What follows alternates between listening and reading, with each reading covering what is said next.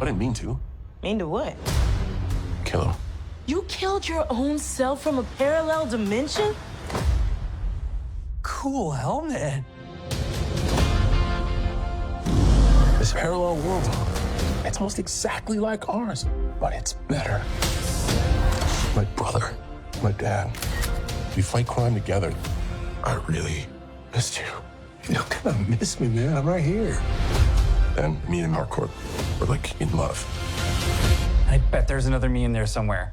Who do you think? I don't know, Adrian. I need to find the dimensional rift. Peacemaker, he'll lead us exactly Whoa. where we need to go. Hey, guys. Who's the nerd? That is Adrian Chase. That mother, like he caught all the Pokemon. You know what I'm saying? I call Belle Reeve Prison. I'm coming to meet a prisoner. Amelia, he's your one shot getting back in the good graces of Argus. You have to bring us Peacemaker. Just tell me the truth. Did I mean anything at all to you? I'm not sure redemption is possible here. I'll be the good man there. But I was never able to be here. We gotta help Chris. He's one of us, an 11th Street kid. We're gonna get Chris back. Welcome back, everyone. It's Charlie. Peacemaker Season 2 released a brand new trailer, and James Gunn has been talking more about behind-the-scenes details and changes that he's made to the DCU, especially with what's happening with the Superman movie, Batman, all the other really big Justice League-level characters, so we'll break it all down. They did mention on the news that a bunch of villains had broken out of Arkham Asylum, so we might actually get some Batman villains showing up at the end of the season. There are a couple extra bits of lore about Green Lantern and about the new version of the show that he made for the DCU with the slight retcon changes too, so we'll break that down first. One of the first big details he revealed about Green Lantern actually sounds similar to something that happened to Zack Snyder when he was making the Justice League Snyder Cut back during the core pandemic era. When Peacemaker is making fun of Green Lantern, saying that he threw up all over him, he liked it, and he wrote on his magic green carpet, and they made the scene look like it happened during Season 1, even though it didn't air during the original episodes. James Gunn revealed it was actually a deleted scene that he did film during Season 1 when they were filming the other episodes a few years ago, but Warner Brothers wouldn't let him use it. They told him, you can't use this scene of Green Lantern, because they didn't want him talking about Green Lantern during the series. As you see a scene that we actually cut from Season 1, they were like, you can't do that. When he says Warner Brothers asked him to get rid of the scene, you can't use this, don't put it in during Season 1 episodes, that was because they were blocking any use of Green Lanterns, any Green Lantern, including Zack Snyder when he made the Justice League Snyder Cut. You remember that Zack Snyder said that the studio told him you can't do any Green Lantern scenes, so on his own dime, he filmed his John Stewart Green Lantern scenes. Then he wound up revealing it at conventions and other appearances after the fact as a sort of deleted scene, like lost media. But it does exist, he did film it. It was meant to happen at the very end of Justice League Snyder Cut when you actually see Martian Manhunter. It would have been John Stewart showing up instead of Martian Manhunter. The whole reason why Warner Brothers at that time seemed like they were blocking everybody from using Green Lanterns of any kind was because at the time they were developing the first version of the Green Lantern HBO series with Greg Berlanti in the Arrowverse people. This wasn't meant to be a Diggle Green Lantern TV show, like even though they're Arrowverse people, this was meant to be an HBO show. Maybe down the road they would have slowly connected Arrowverse characters or had some cameos during it. During that version of the Green Lantern show, they cast Finn Wittrock, who was going to be Guy Gardner Green Lantern. Remember, Nathan Fillion, Guy Gardner Green Lantern now in James Gunn's DCU. It was going to take place over a bunch of different time periods. They would have featured a bunch of different Green Lanterns like Alan Scott earlier in the timeline, Sinestro, Hal Jordan, Jon Stewart, Jessica Cruz, Kyle Rayner later in the timeline. They eventually canceled that show when it was still in development. When they were about to start shooting it, they knew they started having their financial problems. They had hired David Zaslav to gut the brand, and he started Batgirling everything. Like, that's when the term Batgirl became a thing, because the film was done, but they basically put it in that giant Indiana Jones warehouse that Warner Brothers has where nothing will get out. Top men are working on it.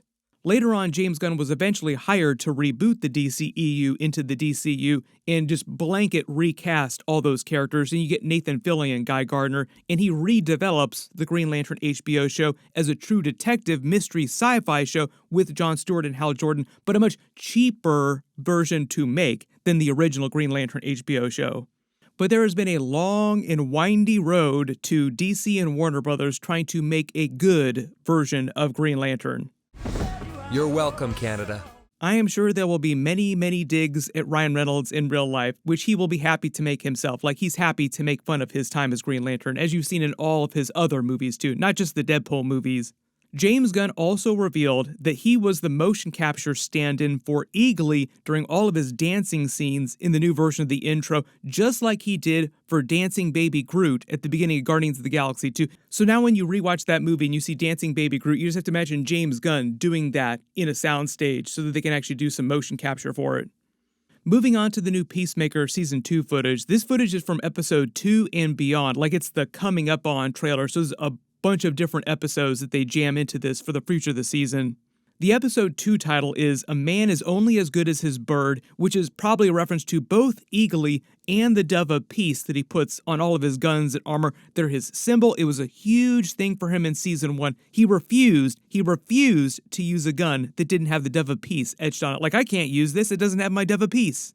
They'll also probably use Episode 2 to introduce Michael Rooker's Red Saint Wild character, who's meant to be like the arch nemesis of Eagly in his own subplot during Season 2. James Gunn said that Eagly was so popular during the events of Season 1 that they gave him his own subplot and his own nemesis to face during Season 2. And it just seems like, based on the footage, that Red Saint Wild has some association with Argus, like he's being paid by Argus for some reason. There's also a little bit of footage where you see Rick Flag Sr. go to Belle Reve prison, and he says, I need to go see somebody at Belle Reve. I think he's going to get Judo Master from the events of Season 1, and he hires Judo Master to help him go after Peacemaker. But at the beginning of the trailer, they pick up immediately at the end of Episode 1, where you see Peacemaker having accidentally killed the other version of himself from the other universe. As he tells Adebayo, I didn't mean to do it, like he wasn't actually trying to kill him. That's why he's so surprised. So now he's trying to figure out, what do I do with the body, and what do I do next? Clearly based on the footage from the rest of the season that we've already seen in the other trailers, like the previous trailers and this new trailer, he tries to take over the life of this other Peacemaker, pretending like it's him.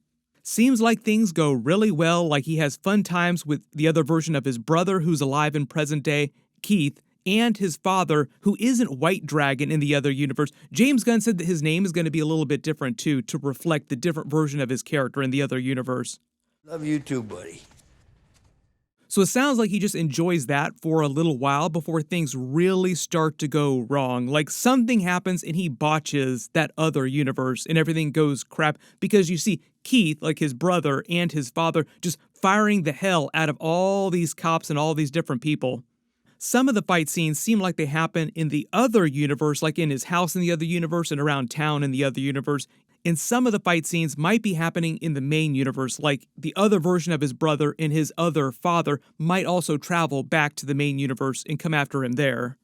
Part of the whole subplot with the alternate universes, as I said in my previous Episode 1 video, James Gunn revealed there are 99 separate doors to 99 separate universes inside that shared pocket universe, so all the different doors open up to the same pocket universe. Like when he opens the door, it's the same thing with all the other universes. They can open the door on their side, and they can all share this space here together at the same time. Rick Flag Sr. and the Argus people are trying to stop that from happening. Like they're trying to shut down all the doors. There's a couple of trailer scenes from earlier trailers where you actually see Tim Meadows' crew opening up different doors to like horrors and delights, like many different types of things, both good and very, very bad. Mostly on the bad side though, like all the giant skull spiders. We'll see which universe they say this belongs to. I don't know if they have time to show us every single universe, like they're not going to drill down super deep on every single of the 99 universes, but maybe James Gunn has some sort of text reference, or there's some Excel sheet that Argus has or something like that where they'll reference the ones that they don't show on screen. Here's the other thing too, he doesn't burn the other version of himself's body, he just tries to hide it inside the quantum space, so maybe that will come back to bite him in the butt later in the season, like, oh hey, the body's still here. Not totally sure if this electrical device that he puts inside the dimensional doorway is meant to force it open, keep it open, or to shut it down permanently. They kind of dug into the science of this during the Superman movie, with Mr. Terrific basically saying that if any one tiny little thing accidentally went wrong, you could actually turn Earth into a black hole. So the whole idea is that even though it's fun having all these different doors going to different universes, like Monsters, Inc. situation, is actually meant to be very, very dangerous. Also the threat that potentially worse things from other universes could make their way to the DCU main universe. We get a couple early jokes from Tim Meadows' character, like his whole thing is just making fun of people in really, really weird ways, like he makes fun of vigilantes saying that he caught all the Pokemon.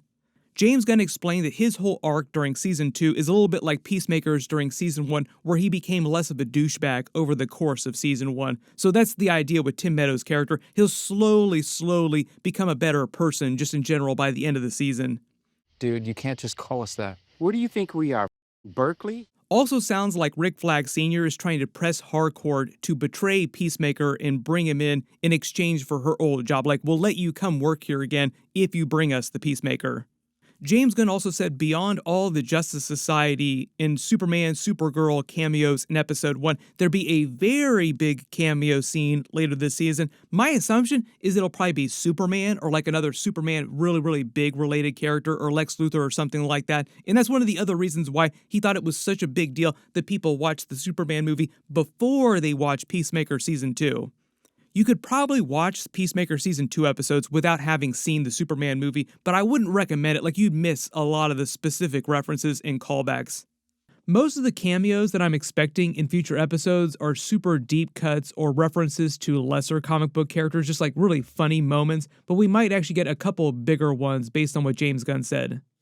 There's a bunch of stuff going on here. If you spotted any trailer footage that I didn't talk about during the video or Easter eggs or references, just write them below in the comments. In my full episode 2 video, we'll post next Thursday after they release the new one. And big reminder, my Alien Earth episodes are also posting Tuesdays as well too. Really, really awesome series.